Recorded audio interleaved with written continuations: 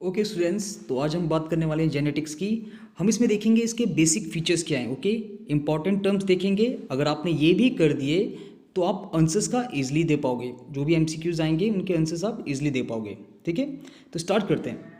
सबसे पहले genetics. Okay, starting ही chapter का नाम भी जेनेटिक्स था। अगर हम जेनेटिक्स की बात करें तो इसकी डेफिनेशन आ सकती है और ये होती है genetics is describe as the study of transmission of body features from parent to offspring and the law relating to such transmission. आप ऐसा भी कह सकते हैं कि जो जेनेटिक्स होती है वो स्टडी ऑफ हेरिडिटी होती है। मीन्स यहाँ पर बॉडी फीचर्स देखे जाते हैं जो पेरेंट्स से बच्चों में ट्रांसफ़र होते हैं। ये सिमिलर भी हो सकते हैं और इनमें डिफरेंसेस भी हो सकते हैं। लाइक हाइट ले सकते हैं, आप आई का कलर ले सकते हैं। ओके, तो डिफरेंट टाइप के। तो यहाँ पर हाँ, इसका मीन्स ये होता है, इसका डेफिनेशन आ सकता है अगर आएगा तो। और इसके अलावा इसमें रिलेट किया गया है लॉस को। जो मेंडल के लॉ थे 3, उनको भी रिलेट किया जाता है जेनेटिक्स में। इसके बाद आता है हेरिडिटी। देखिए, हेरिडिटी की डेफिनेशन है it is the study of transmission of genetically based characters from parents to offspring. ठीक है, हेरिडिटी के केस में बात आ जाती है जीन्स की। यहाँ से पेरेंट्स से उनके ऑफस्प्रिंग में जीन्स ट्रांसफ़र होते हैं जो सारा इन्फॉर्मेशन कैरी करते हैं। तो हेरिडिटी के केस में भी यहाँ पर डेफिनेशन आ सकती है कंफर्म। इसके बाद होता है वेरिएशन। देखिए, अब वेरिएशन क्या होता है, ये एक स्मॉल कह सकते हैं कुछ डिफरेंसेस होते हैं सारे इंडिविजुअल्स में। अगर हम बात करें ह्यूमन बींग्स की, हम सारे हमारे बेसिक फीचर्स एक हैं, बट फिर भी हमारे बीच में बहुत सारा डिफरेंसेस होता है। हाइट को लेके कह सकते हैं, कलर को लेके कह सकते हैं। इसी तरह से बहुत सारे डिफरेंसेस होते हैं और वेरिएशन आना बेटर है। याद रखिएगा, वेरिएशन आना बेटर है क्योंकि वेरिएशन की वजह से ही चांस ऑफ सर्वाइवल, आप कह सकते हैं इन्वायरमेंट बहुत ज़्यादा चेंज हो रहा है और बहुत जल्दी जल्दी चेंज हो रहा है। तो जो भी आप कह सकते हैं जो भी वेरिएशन लाएगा तो ये हेल्प करता है उन्हें सर्वाइव करने में। किसी भी इन्वायरमेंट में सर्वाइव करने के लिए वेरिएशन हेल्प करता है। आपने स्टोरी सुनी होगी जिराफ की। जब जिराफ छोटे थे, जब उनकी हाइट इंक्रीज़ नहीं थी, नेक की हाइट इंक्रीज़ नहीं थी, तो वो नीचे आप कह सकते हो नीचे के पेड़ या पत्तियाँ खाते थे। ओके, बट धीरे धीरे वहाँ पर कमी आने लग गई। आप कह सकते हैं कि पहले उनकी हाइट काफ़ी छोटी थी। तो देखिए, कुछ ने क्या किया, कुछ ने प्रैक्टिस की। आप कह सकते हैं कि उसने कोशिश की ऊंची ऊंची जो आपके लीव्स थी, ट्री में जो भी ऊंची लीव्स थी, उनको पकड़ने की। और इसी कोशिश में, इसी ट्राई करते करते उनकी नेक की कह सकते हैं लेंथ इंक्रीज़ हो गई थी। और जिनका नेक का लेंथ इंक्रीज़ नहीं हुआ था वो सारे डेड हो चुके थे। तो वेरिएशन यहाँ पर बहुत ज़रूरी है सर्वाइवल के लिए। ओके, तो ये छोटा सा पॉइंट था। अब इसके बाद आता है जेनेटिक इंजीनियरिंग। ओके, इसका भी डेफिनेशन ले सकते हैं। पहले देख लेते हैं हम क्या है। It is the technique in which the genetic constitution of an organism is Altered by introducing new gene into its chromosome. तो ये बहुत ही खास टाइप की, देखिए खास टाइप की एक टेक्निक है जो करंट में बहुत ज़्यादा यूज़ होती है। हम जो भी मेडिसिन्स बनाते हैं, आप कह सकते हैं आप डिफरेंट काइंड की मेडिसिन्स बनाते हैं, एंटीबायोटिक बनाते हैं, तो उसमें हम इस चीज़ का यूज़ करते हैं। अगर बेसिकली मैं बात करूँ तो हम यहाँ पर एक कह सकते हैं बैक्टीरिया एसरिच कोली होता है जिसको हम यूज़ करते हैं। हम क्या करते हैं, उसके किसी दूसरे कह सकते हैं किसी भी दूसरे ऑर्गेनिज्म के क्रोमोसोम में जीन्स को चेंज किया जा सकता है। अपना डिज़ायर्ड जीन्स डाल सकते हैं हम। ठीक है, जिसकी वजह से हम काफ़ी मेडिसिन भी ग्रो कर पाते हैं। इसमें मेडिसिन के लिए काफ़ी ज़्यादा बेनिफिट है, तो इसका भी डेफिनेशन इंपॉर्टेंट रहेगा। इसके बाद जो सबसे मेन इंसान है जिस पे पूरा चैप्टर ही डिपेंड करता है, वो है अपने ग्रेगोर जॉन मेंडल बाबा। तो मेंडल बाबा थे जिन्हें हम कहते हैं फादर ऑफ जेनेटिक्स। एक नंबर का क्वेश्चन ये बन सकता है, फादर ऑफ जेनेटिक्स किसे कहते हैं। ठीक है, सेकंड अगर क्वेश्चन आएगा इन्होंने अपनी थ्योरी किस प्लांट पे इन्होंने प्रैक्टिकल किया था, तो ये इन्होंने प्रैक्टिकल किया था गार्डन पी पे, जिसका साइंटिफिक नेम होता है पाइजम सैटिवम। ठीक है, इन दोनों में से कुछ भी आ सकता है, ये इंपॉर्टेंट टर्म्स को आप लिख लीजिएगा। ओके, पाइजम सैटिवम जिसे हम नॉर्मली गार्डन पी कहते हैं। ओके, तो ग्रेगर मेंडल का जो गार्डन पी को सिलेक्शन करने का बेसिक से मतलब ये था कि इसके पास बहुत सारे डिफरेंट टाइप के बेनिफिट्स थे, मींस बहुत ज़्यादा यूजेस थे। तो हम देखते कि आखिर क्यों चूज़ किया था, क्यों आखिर गार्डन पी को ही चूज़ किया गया था मेंडल द्वारा। तो इसमें जो सबसे पहला पॉइंट आता है कि इसमें आप कह सकते हो पी से हमें 7 पेयर ऑफ कॉन्ट्रास्टिंग फीचर्स मिले थे। ठीक है, मतलब अपोजिट टाइप के। चलो पहले यही देख लेते हैं यहाँ पर कि आखिर वो क्या क्या थे ट्रेड्स। ओके, या क्या क्या कैरेक्टर्स थे। सबसे पहला था फ्लावर कलर। तो यहाँ पर डोमिनेंट और रेसेसिव बताया है। डोमिनेंट रेसेसिव हम बाद में देखेंगे। डोमिनेंट मीन्स जान लीजिए जो अपने आप को शो करता है, रेसेसिव मीन्स जो अपने आप को शो नहीं कर पाता जो चीज। तो फ्लावर कलर में पर्पल होगा डोमिनेंट, रेसेसिव होगा वाइट। याद रखिएगा ये पूछा जा सकता है क्वेश्चन में। ओके, डोमिनेंट कौन सा है, रेसेसिव कौन सा है, इसको लर्न करना है। सीड कलर की बात करें तो येलो होता है डोमिनेंट और ग्रीन होता है रेसेसिव। ओके, इसमें कंफ्यूज हो जाते हैं बच्चे कि ग्रीन वाले को होना चाहिए था डोमिनेंट, बट यहाँ पर येलो डोमिनेंट होता है और कह सकते हैं रेसेसिव होता है ग्रीन वाला। अगर हम सीड शेप की बात करें, सीड का जो शेप होता है डोमिनेंट होता है एकदम राउंड, और जो रेसेसिव होता है वो रिंकल होता है, ठीक है, मुरझाया हुआ एकदम से। अगर हम पॉट कलर की बात करें तो ग्रीन होता है डोमिनेंट और रेसेसिव वाला होता है येलो। ओके, जो बाहर का कवर होता है पी प्लांट का, तो इसमें ग्रीन वाला हो जाता है डोमिनेंट एंड येलो वाला होता है रेसेसिव। अगर हम पॉट शेप की बात करें तो इसमें होता है इन्फ्लेटेड। ओके, नॉर्मली एकदम फ्लैट टाइप का रहता है। And second one is constricted, means आज इस पे आपको जो भी सीड होते हैं उनका अपीयरेंस भी दिखता है, उनका शेप भी दिखता है। इसके बाद फ्लावर पोजीशन, अगर फ्लावर एक्सिल में है, ठीक है, एक्सिल में है तो ये डोमिनेंट होगा, और अगर टर्मिनल में है तो इसे हम रेसेसिव कहेंगे। ओके, इसके बाद प्लांट हाइट आती है, या तो प्लांट टॉल होगा जिसे हम डोमिनेंट कहेंगे, या फिर ये डॉफ होगा जिसे हम रेसेसिव कहेंगे। अब हम थोड़े पॉइंट और चेक कर लेते हैं कि आखिर क्या ऐसी क्वालिटीज़ थी जिसकी वजह से मेंडल ने पी प्लांट को चूज़ किया था। सबसे पहले हमने जो पढ़ लिया है, मैनी वेराइटीज़ वर अवेलेबल हैविंग कॉन्ट्रास्टिंग कैरेक्टर्स। देखिए ये क्वेश्चन भी आ सकता है, और इस क्वेश्चन में क्या करेंगे वो आपको 3 ऑप्शन दे देंगे सही, एंड लास्ट में हो जाएगा ऑल ऑफ द अबव। इस टाइप का क्वेश्चन बन सकता है। Second one, varieties were available in pure form. देखिए इन्होंने जो भी पी प्लांट यूज़ किया था, जो भी वैरायटी यूज़ की थी, ये प्योर फॉर्म में प्रेजेंट थी। प्योर फॉर्म मतलब क्या होता है? देखिए प्योर फॉर्म मतलब होता है जैसे कह सकते हैं कोई प्लांट है, अगर कोई प्लांट है उसके जो कह सकते हैं प्रीवियस प्लांट थे या जिनसे वो बना है प्लांट, वो सारे सेम जीन के थे। आप कह सकते हैं, या तो अगर मैं बात करूँ टॉल प्लांट की, तो tall plant generation to generation सिर्फ टॉल प्लांट ही ग्रो कर रहे थे, इसे हम कहते हैं प्योर। ओके, मीन्स ये पीछे से जो भी इनके पीछे वेरिएशन थी, या जो भी इनकी कह सकते हैं पीछे जो जिनसे भी ये बने हैं वो सारे टॉल थे, और आगे आने वाले भी टॉल होते हैं, इसे हम कहते हैं प्योर। और अगर हम बात करें ड्वार्फ के केस में भी, जैसे छोटे होते हैं जो ट्री, तो हम प्योर किसे कहेंगे? जिसमें पहले जो ट्रीज थे इनके जिनसे ये बने हैं वो भी छोटे थे, और आगे आने वाले भी छोटे ही होंगे। ओके, सिर्फ या तो बड़े ही होंगे प्योर, या फिर छोटे ही होंगे, तो हम इसे कहते हैं प्योर। जब कोई मिक्सिंग नहीं होता है, एकदम सिंगल कैरेक्टर शो होता है, जनरेशन टू जनरेशन, इसे कहा जाता है प्योर। ओके, तो यहाँ पी प्लांट में सब कुछ प्रेजेंट था। ऐसे प्लांट्स भी थे जो पहले से ही बहुत लंबे टाइम से टॉल थे, उनकी जो नेक्स्ट जनरेशन थी, F2 जनरेशन, F3 जनरेशन, सब की सब टॉल थी। ओके, और कुछ ऐसे प्लांट्स भी थे इसमें जिनके पहले से लेकर आखिरी तक जितने भी प्लांट्स ग्रो हुए थे वो सारे ड्रॉप थे, छोटी हाइट के थे। अब इसके बाद हम चौथा पॉइंट देख लेते हैं, peas are self pollinated since it is bisexual. देखिए सबसे मेन बात इसमें थी कि ये बाइसेक्सुअल था, मेल और फीमेल दोनों पार्ट प्रेजेंट थे इसमें। ओके, और ये सेल्फ पॉलिनेटेड हो सकता था। चौथा पॉइंट है, self pollination could be prevented by removing corresponding reproductive part of the flower. अब देखिए हमने क्या किया था इसमें, नॉर्मली अगर हम बात करें, इसको हम आर्टिफिशियल पॉलिनेशन भी कहते हैं। वैसे अगर हमें अपने डिज़ायर कैरेक्टर्स को डालना है, तो हम नॉर्मली क्या करते थे, हम मेल पार्ट को, किसी भी फ्लावर जो होता था, मेल पार्ट को कट कह सकते हो, जो स्टेमन होता है उसको हम हटा देते थे, ठीक है, जिससे सेल्फ पॉलिनेशन ना हो सके, और जो आपका स्टिग्मा था हम उसको कवर कर देते थे ताकि क्रॉस पॉलिनेशन ना हो सके और अपना आप डिज़ायर्ड क्रॉस करा सके। तो ये कुछ 4 मेन पॉइंट्स थे। इसके बाद 2 और पॉइंट्स बचते हैं। Cross pollination could be done artificially. देखिए इसमें क्रॉस पॉलिनेशन को आर्टिफिशियली डन कराया जाता था। जैसे मैंने आपको बताया था कि अगर आपको डिजाइड ओके मीन्स आप चाहते हैं कि आपका जो प्लांट है उसकी हाइट छोटी हो, तो आप जो छोटी हाइट वाला प्लांट है उसका पॉलिन आप लेंगे और दूसरे प्लांट के स्टिग्मा में आप इंजेक्ट कर देंगे। ओके, तो इसके बाद जो नई जनरेशन आएंगी, जो भी नई जनरेशन आएगी आगे, उनमें ड्वार्फ प्लांट भी ज़रूर होंगे। ठीक है, तो इस तरह से हम अपना डिज़ायर कैरेक्टर्स को शो कर सकते हैं यहाँ पर।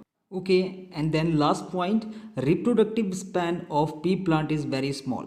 ठीक है, अगर देखिए आप किसी भी ऑर्गेनिज्म या कह सकते हैं लिविंग बीइंग की अगर आप जनरेशन देखना चाहते हैं, नेक्स्ट जनरेशन स्टडी करना चाहते हैं, तो ये पी प्लांट बहुत ज़्यादा बेस्ट था, क्योंकि आप कह सकते हैं ये 1 साल में, हाँ यस, इसका लाइफ स्पैन जो होता है 1 साल तक का होता है। तो आप इसकी नेक्स्ट जनरेशन भी देख सकते हैं, मतलब 3 साल में आप 3 जनरेशन देख सकते हैं। और इसके अलावा ये बहुत ही लार्ज अमाउंट में सीड प्रोड्यूस करते हैं। आपने देखा है कि जो पी प्लांट होते हैं बहुत ज़्यादा सीड प्रोड्यूस करते हैं, तो इसलिए आपको प्रैक्टिकल करने के लिए मेंडलीव को बहुत सारे सीड मिल गए थे, और इन्होंने ये काफ़ी सारे, आप कह सकते हैं बहुत ज़्यादा सीड से या प्लांट्स पे एक्सपेरिमेंट किया था। वैसे नॉर्मली आप कह सकते हैं जो मेंडल थे वो मैथमेटिशियन थे, फिजिशियन थे, वो बायोलॉजिकल नहीं थे, बायोलॉजी का सब्जेक्ट उनका नहीं था, बट इन्हें गार्डनिंग का शौक था। और ये वो पहले साइंटिस्ट थे जिन्होंने कह सकते हो साइंस की थ्योरेटिकल चीज़ में मैथमेटिकल टर्म लाए थे।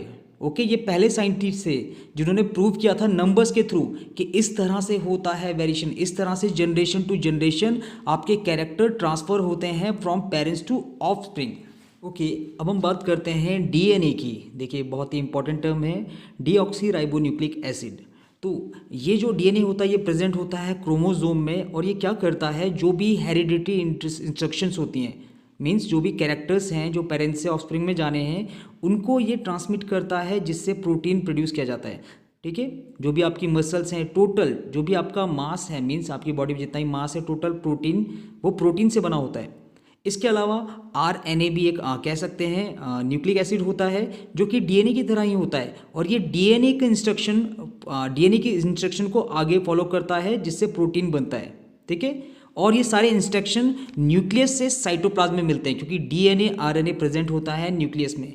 ओके, एंड इसको हम डिप्लॉयड सेल कहते हैं। डिप्लॉयड सेल्स मीन्स कह सकते हैं यहाँ पर 23 पेयर्स ऑफ क्रोमोसोम्स प्रेजेंट रहते हैं। ठीक है, 23 एंड टोटल 46 क्रोमोसोम्स प्रेजेंट रहते हैं, that's why we call them diploid. Okay, और इसमें जो पेयर होता है क्रोमोसोम का, ईच पेरेंट से एक एक क्रोमोसोम आता है इसमें। नेक्स्ट टॉपिक है होमोलोगस क्रोमोसोम। देखिए इसका डेफिनेशन आ सकता है, कंफर्म इसका डेफिनेशन में आ सकता है। तो ये डेफिनेशन क्या है, there are a pair of corresponding chromosomes of the same shape and size one from each parent. Okay, मतलब ये कह रहा है होमोलोगस क्रोमोसोम्स वो होते हैं, ऐसा पेयर होता है जिसमें एक क्रोमोसोम पेरेंट्स मेल की तरफ से आता है एंड सेकंड जो क्रोमोसोम होता है वो फीमेल की तरफ से आता है। ठीक है, और इनका अपीयरेंस कह सकते हैं, इनका शेप साइज कह सकते हैं बिल्कुल इक्वल होता है। ओके, और जो इनके जीन्स होते हैं, देखिए जो क्रोमोसोम्स हैं, क्रोमोसोम्स के अंदर डीएनए होता है, डीएनए के स्पेसिफिक सीक्वेंस को हम जीन कहते हैं। तो इनके जीन भी एकदम एग्जैक्ट पोजीशंस में होते हैं। ठीक है, दोनों क्रोमोसोम में एग्जैक्ट पोजीशन में इनके क्या होंगे, जीन्स होंगे। और जीन्स बेसिक यूनिट होता है, देखिए बेसिक हेरिडिटरी यूनिट होता है, जो कैरेक्टर्स को ट्रांसमिट करता है एक जनरेशन से दूसरे जनरेशन में। इसके नेक्स्ट आता है एलील्स और एलीलोमॉर्फ्स। ओके, एलीलोमॉर्फ्स। तो देखिए अगर हम बात करें जीन्स की, तो जीन्स भी पेयर में प्रेजेंट होते हैं, मतलब अल्टरनेटिव फॉर्म्स होते हैं। याद रखिएगा, जो जीन्स होते हैं जो कैरेक्टर्स कैरी कर रहे हैं, ये भी 2 टाइप के होते हैं, अल्टरनेट, मतलब यहाँ पर 2 जीन्स प्रेजेंट होंगे। और जैसे कि हमने बताया था, इनमें से एक होगा डोमिनेंट जीन। डोमिनेंट जीन वो जीन होता है जो अपने आप को शो करता है। ओके, और रेसेसिव जीन वो होता है जो अपने आप को शो नहीं कर पाता है। तो होमोलोगस क्रोमोसोम हो गया। देखिए इनमें कह सकते हैं आप नॉर्मली कि किसी भी जीन के पास जो पेयर होता है, अल्टरनेटिव जीन प्रेजेंट होता है, उसमें से एक ऐसा होगा जो अपने आप को शो करेगा और दूसरा ऐसा होगा जो शो नहीं कर पाएगा। सपोज आप कोई पेरेंट्स हैं, देखिए फादर की आइज़ हैं ब्लू एंड मदर की आइज़ हैं ब्लैक कर लीजिए। ठीक है, ब्लैक कर लीजिए। अब जो इनकी न्यू जनरेशन हुई, जो इनके बच्चे हुए थे, और बच्चों की आंखें थी ब्लू। ठीक है, जो इनके चिल्ड्रन हुए थे उनकी आंखें ब्लू थी। मीन्स जो आई कलर का जीन था, दोनों तरफ से आया था बच्चे में, मेल की तरफ से भी और मदर की तरफ से भी। बट यहाँ पर जो फादर का जीन था वो डोमिनेंट था, उसने अपने आप को शो कर लिया। बच्ची की आइस ब्लू थी, मीन्स फादर का जो जीन था वो डोमिनेंट था, उसने अपने आप को शो कर लिया। इसके अलावा उसी जीन के साथ मदर वाला जीन भी था ब्लैक आई का, बट वो अपने आप को शो नहीं कर पाया, इसलिए हम उसे रेसेसिव जीन कहते हैं। ओके, तो याद रखिएगा यहाँ पर क्या होता है, एलील्स कह सकते हैं जो अल्टरनेटिव फॉर्म होते हैं जीन्स के, मतलब जीन्स का पेयर प्रेजेंट होता है। ओके, इसके बाद रेसेसिव हो चुका है अपना। यहाँ पर टर्म्स आए हैं होमोजाइगस और हेट्रोजाइगस, ठीक है। इनका मीनिंग क्या है? It means individual having similar gene pair, ठीक है। यहाँ पर देखिए, अगर होमोजाइगस वर्ड आता है, होमोजाइगस, होमो मतलब सेम, ठीक है, तो यहाँ पर क्या होगा, जो जीन पेयर होंगे, जो एलील्स होंगे, वो सिमिलर होंगे। आप देख सकते हैं इसमें, जैसे capital R, okay, small R देख सकते हैं आप। ये किसी भी चीज़ का कर सकते हैं आप, जैसे अगर टॉल प्लांट का करना है आपको, तो आप कैपिटल टी रख सकते हैं, स्मॉल टी रख सकते हैं, ठीक है। मीन्स ये टोटल सिमिलर टाइप्स के जीन्स प्रेजेंट होते हैं इसमें। तो इसी के तरह सेकंड होता है heterozygous. Hetero means different, okay. तो यहाँ पर हम कह सकते हैं जो भी एलील्स होते हैं, एलील का जो पेयर होता है, इसमें दोनों जीन्स डिफरेंट होते हैं, ठीक है। एक कैपिटल एक स्मॉल, ठीक है, रेड वाला, कैपिटल और स्मॉल दोनों यहाँ पर एक साथ है, तो हम इसे कहेंगे हेट्रोजाइगस, ठीक है। हेट्रोजाइगस पेयर है जिसमें दोनों जीन्स डिफरेंट होते हैं, ओके, मतलब एक डोमिनेंट एक रेसेसिव। इसके बाद टर्म आता है जीनोटाइप, ठीक है, काफ़ी इंपॉर्टेंट है। इसका भी डेफिनेशन आ सकता है। मेनली देखिए, हमने जो भी यहाँ पर चेक किए हैं, इनका डेफिनेशन भी आ सकता है और वन वर्ड क्वेश्चन भी पूछ सकता है कि इनका मीनिंग क्या होता है, ओके। अगर हम बात करें जीनोटाइप की, तो जीनोटाइप क्या होता है? It is the genetic constitution of an organism with regard to one or more character. An organism may have the genetic composition of R or capital R or small R. देखिए, तो genotype में हम बात करते हैं gene pair की, okay. Genotype में हम बात करते हैं जीन्स पेयर की, कि जो जीन के अल्टरनेटिव पेयर्स हैं, एलील्स हैं, वो किस टाइप के हैं, ओके। वो कैपिटल हैं, डोमिनेंट हैं पूरे दोनों, या दोनों रेसेसिव हैं, या फिर हेट्रोजाइगस है। तो यहाँ पर जीनोटाइप में बात की जाती है जीन्स की, ठीक है। जीन्स के जो अल्टरनेटिव फॉर्म्स होते हैं उनकी बात की जाती है, उन्हें शो किया जाता है, उन्हें चेक किया जाता है कि ये प्लांट में किस तरह से प्रेजेंट है, ओके। अगर हम बात करें फिनोटाइप की, तो फिनोटाइप की भी यहाँ पर डेफिनेशन आ सकती है। Phenotype refers to the observable characters of an organism which is genetically control.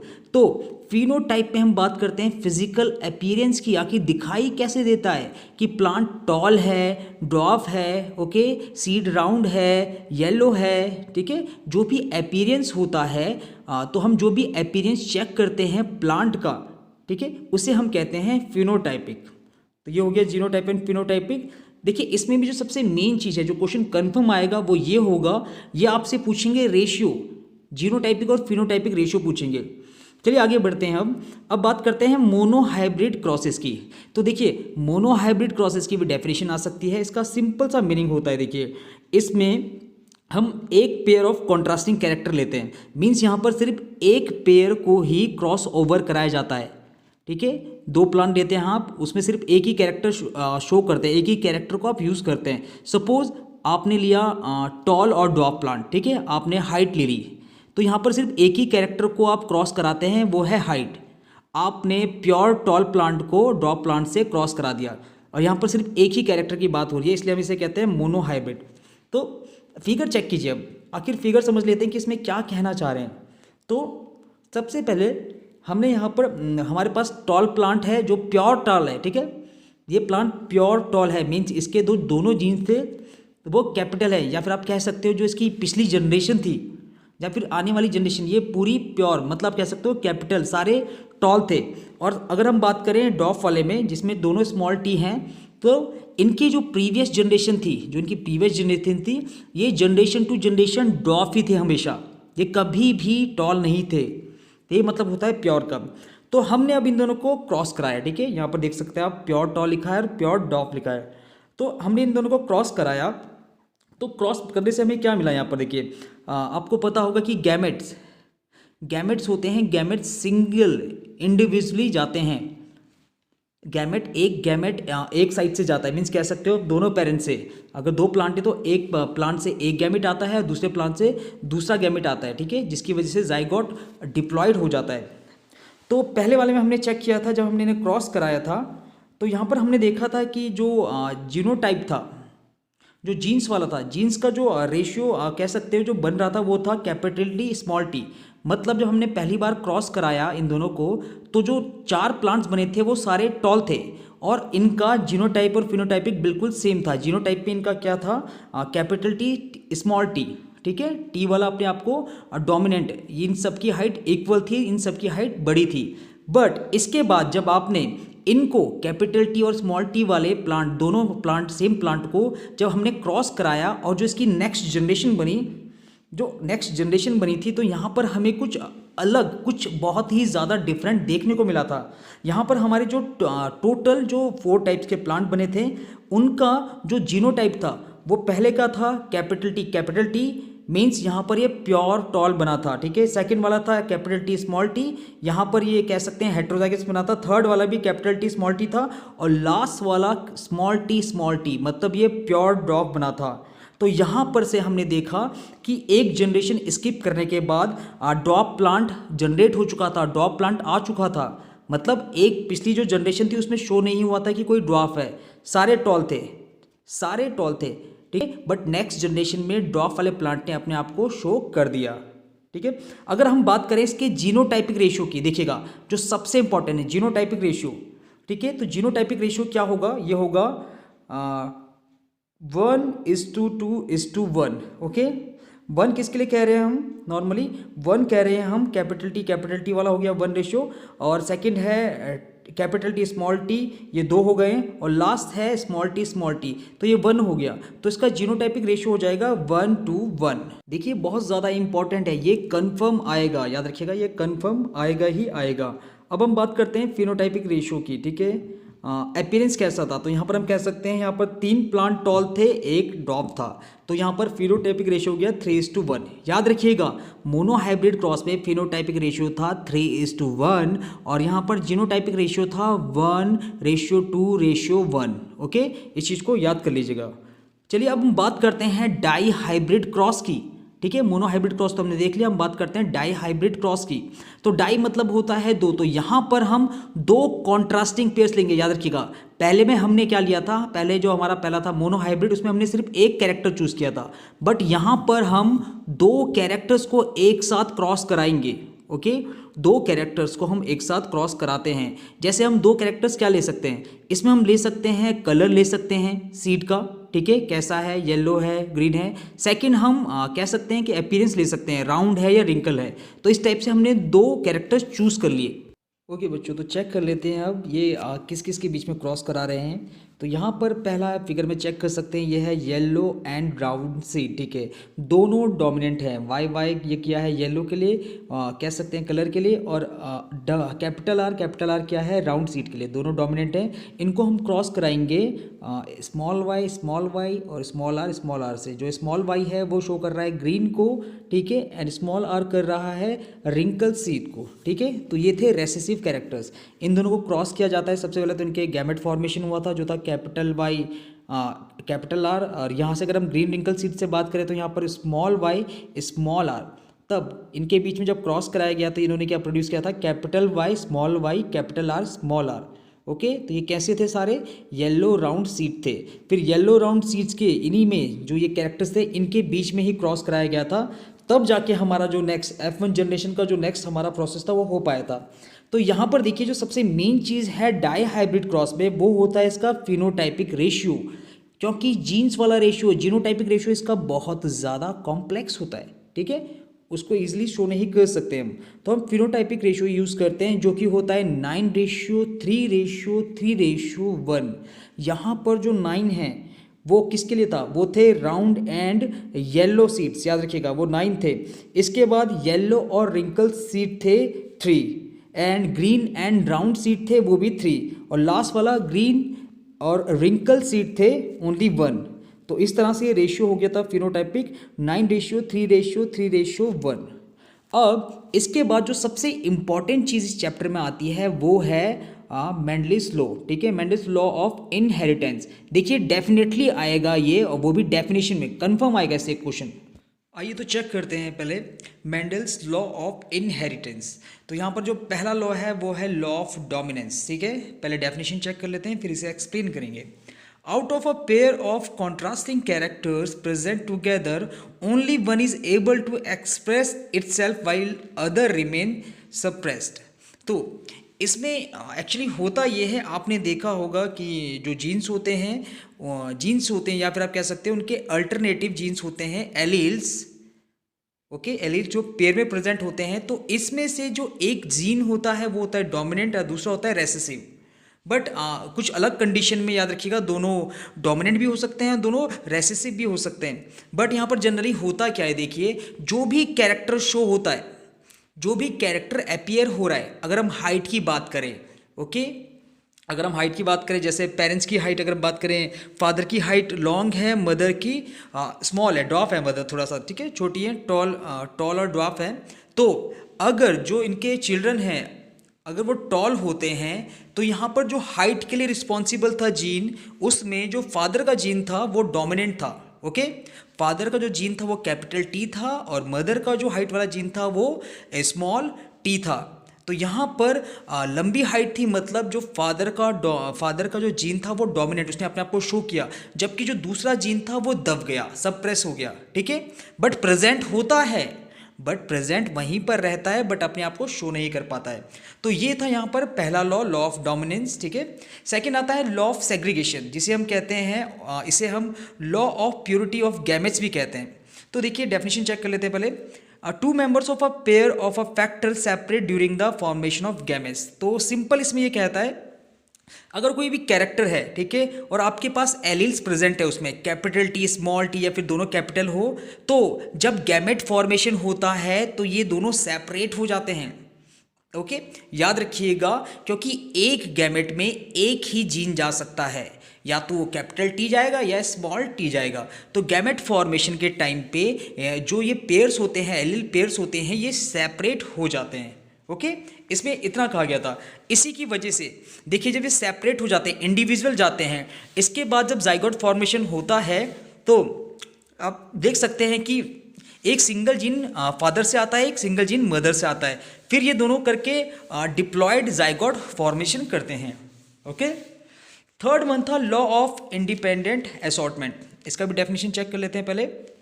When there are two pairs of characters, the distribution of the allele of one character into the gamete is independent of the distribution of the alleles of the other characters। ठीक है, यहाँ पर आप picture check कर सकते हैं, यहाँ पर आप फिगर चेक कर सकते हैं। देखिए जो F1 जनरेशन है, यहाँ पर F1 जनरेशन है डाई हाइब्रिड क्रॉस की। यहाँ पर आप देख सकते हैं capital Y small Y capital R small R, यह है येलो राउंड सीड का।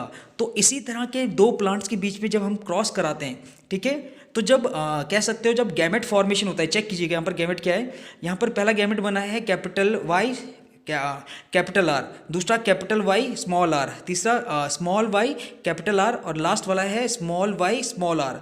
तो यहाँ पर ये फिक्स नहीं होता है कि कैपिटल वाई के साथ कैपिटल ही आर ही आएगा या फिर स्मॉल वाई के साथ स्मॉल आर ही आएगा, ठीक है। ये इंडिपेंडेंट होते हैं, कोई भी किसी के साथ आ सकता है। आप चेक कर लीजिए, यहाँ पर देखिए y के साथ कैपिटल आर भी है और कैपिटल y के साथ स्मॉल आर भी है। इसी तरह से स्मॉल y के साथ कैपिटल आर भी है और स्मॉल y के साथ स्मॉल आर भी है, ओके।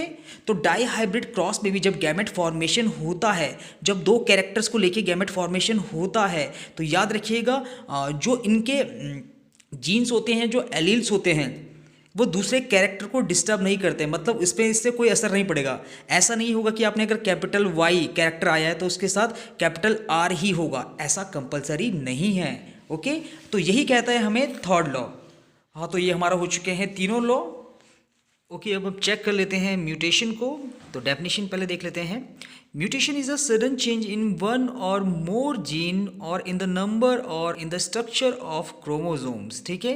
तो म्यूटेशन मतलब क्या होता है, यहाँ पर जीन्स चेंज हो जाते हैं, कुछ ना कुछ चीज़ें जो रिस्पॉन्सिबल होती हैं जिसकी वजह से जीन्स चेंज हो जाते हैं। तो यहाँ पर कैरेक्टर्स, याद रखिएगा, वो कैरेक्टर भी डिफ्रेंशिएट हो जाएगा, वो कैरेक्टर भी चेंज हो जाएगा, ओके। तो म्यूटेशन काफ़ी ज़्यादा होता है वैसे, अगर हम एग्जांपल देखें तो सिकल सेल एनीमिया का, ठीक है। तो ये क्या होता है, ब्लड रिलेटेड डिजीज़ है। इसमें कह सकते हैं जो आरबीज होते हैं, आरबीसीज होते हैं, आपके रेड ब्लड सेल्स होते हैं, उनका शेप सिकल टाइप का हो जाता है, ओके। सिकल टाइप का हो जाता है क्योंकि इसमें डीएनए में चेंज आ चुका था, दैट्स वाई।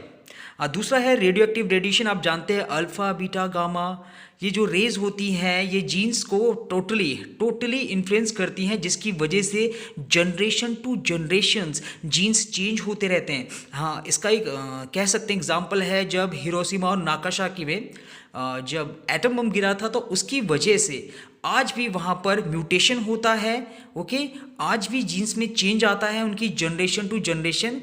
आपने ये चीज़ देखी होगी। हाँ, तो म्यूटेशन का सिंपल डेफिनेशन आ सकता है। ओके, सिंपल डेफिनेशन आ सकता है। तो ये हो चुका है हमारा total genetics chapter. Thank you everyone.